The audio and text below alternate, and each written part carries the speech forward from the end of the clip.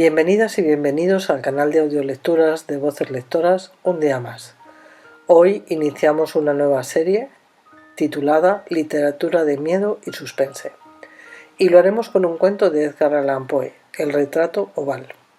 Edgar Allan Poe, nacido en Estados Unidos, es uno de los escritores más importantes en la historia de la literatura. Fue el creador del cuento de terror psicológico y de las historias de detectives.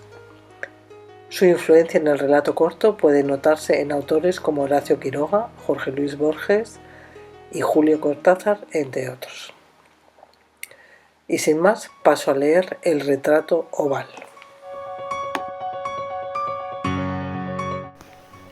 El castillo al cual mi criado se había atrevido a entrar por la fuerza antes de permitir que, gravemente herido como estaba, pasara yo la noche al aire libre, era una de esas construcciones en las que se mezclan la lobreguez y la grandeza, y que durante largo tiempo se han alzado cejijuntas en los Apeninos, tan ciertas en la realidad como en la imaginación de Mrs. Radcliffe.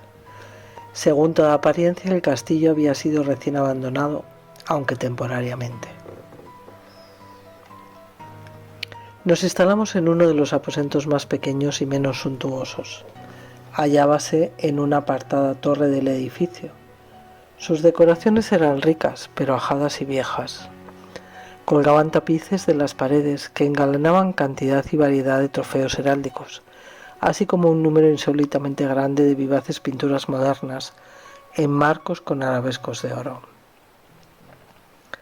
Aquellas pinturas, no solamente emplazadas a lo largo de las paredes, sino en diversos nichos que la extraña arquitectura del castillo exigía, despertaron profundamente mi interés, quizá a causa de mi incipiente delirio. Ordené, por tanto, a Pedro que cerrara las pesadas persianas del aposento, pues era ya de noche, que encendiera las bujías de un alto candelabro situado a la cabecera de mi lecho y descorriera de par en par las orladas cortinas de terciopelo negro que envolvían la cama. Al hacerlo así deseaba entregarme, si no al sueño, por lo menos a la alternada contemplación de las pinturas y al examen de un pequeño volumen que habíamos encontrado sobre la almohada y que contenía la descripción y la crítica de aquellas. Mucho leí e intensamente miré. Rápidas y brillantes volaron las horas hasta llegar la profunda medianoche. La posición del candelabro me molestaba, pero para no incomodar a mi amodorrado sirviente, alargué con dificultad la mano y lo coloqué de manera que su luz cayera directamente sobre el libro. El cambio, empero, produjo un efecto por completo inesperado. Los rayos de las numerosas bujías, pues eran muchas, cayeron en un nicho del aposento que una de las columnas había mantenido hasta ese momento en la más profunda sombra. Pude ver así, vívidamente, una pintura que me había pasado inadvertida. Era el retrato de una joven que empezaba ya a ser mujer. Miré presurosamente su retrato y cerré los ojos. Al principio no alcancé a comprender por qué lo había hecho, pero mientras mis párpados continuaban cerrados, cruzó por mi mente la razón de mi conducta. Era un movimiento impulsivo a fin de ganar tiempo para pensar, para asegurarme de que mi visión no me había engañado, para calmar y someter mi fantasía antes de otra contemplación más serena y segura. Instantes después volví a mirar fijamente la pintura. Ya no podía ni quería dudar de que estaba viendo bien, puesto que el primer destello de las bujías sobre aquella tela había disipado la soñolienta modorra que pesaba sobre mis sentidos, devolviéndome al punto a la vigilia. Como ya he dicho, el retrato representaba a una mujer.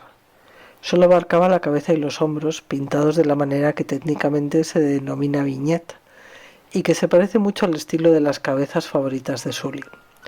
Los brazos, el seno y hasta los extremos del radiante cabello se mezclaban imperceptiblemente en la vaga pero profunda sombra que formaba el fondo del retrato. El marco era oval, ricamente dorado y afiligranado en estilo morisco.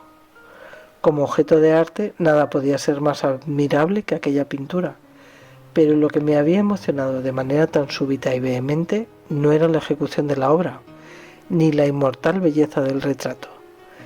Más aún cabía pensar que mi fantasía, arrancada de mi semisueño, hubiera confundido aquella cabeza con la de una persona viviente. Inmediatamente vi que las peculiaridades del diseño, de la viñeta y del marco tenían que haber repelido semejante idea, impidiendo incluso que persistiera un solo instante. Pensando intensamente en todo esto, quedéme tal vez una hora, a medias sentado, a medias reclinado, con los ojos fijos en el retrato. Por fin, satisfecho del verdadero secreto de su efecto, me dejé caer hacia atrás en el lecho. Había descubierto que el hechizo del cuadro residía en una absoluta posibilidad de vida en su expresión, que sobresaltándome al comienzo, terminó por confundirme, someterme y aterrarme. Con profundo y reverendo respeto, volví a colocar el candelabro en su posición anterior. Alejada así de mi vista la causa de mi honda agitación, busqué vivamente el volumen que se ocupaba de las pinturas y su historia. Abriéndolo en el número que designaba el retrato oval, leí en él las vagas y extrañas palabras que siguen. Era una virgen de singular hermosura y tan encantadora como alegre. Aciaga la hora en que vio y amó y desposó al pintor. Él, apasionado, estudioso, austero, tenía ya una prometida en el arte. Ella, una virgen de sin igual hermosura y tan encantadora como alegre, toda luz y sonrisas y traviesa como un cervatillo, amándolo y mimándolo y odiando tan solo al arte que era su rival, temiendo tan solo la paleta, los pinceles y los restantes enojosos instrumentos que la privaban de la contemplación de su amante. Así, para la dama, cosa terrible fue oír hablar al pintor de su deseo de retratarla. Pero era humilde y obediente, y durante muchas semanas posó dócilmente en el oscuro y elevado aposento de la torre, donde sólo desde lo alto caía la luz sobre la pálida tela.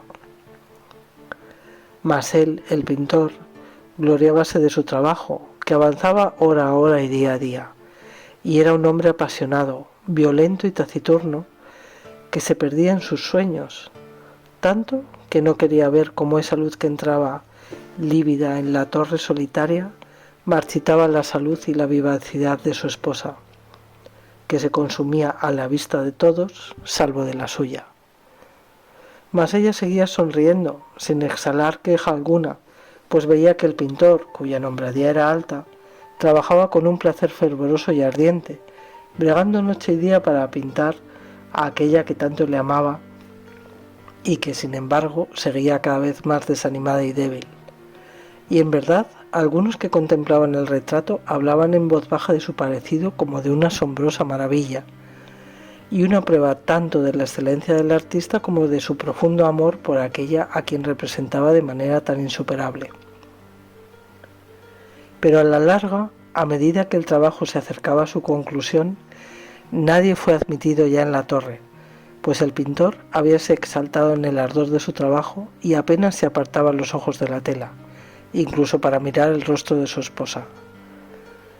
Y no quería ver que los tintes que esparcía en la tela eran extraídos de las mejillas de aquella mujer sentada a su lado. Y cuando pasaron muchas semanas y poco quedaba por hacer, salvo una pincelada en la boca y un matiz en los ojos, el espíritu de la dama osciló, vacilante como la llama en el tubo de la lámpara. Y entonces la pincelada fue puesta y aplicado el matiz, y durante un momento el pintor quedó en trance frente a la obra cumplida. Pero cuando estaba mirándola, púsose pálido y tembló mientras gritaba: «Ciertamente, esta es la vida misma». Y volviéndose de improviso para mirar a su amada, estaba muerta. Muchas gracias por vuestra atención un día más.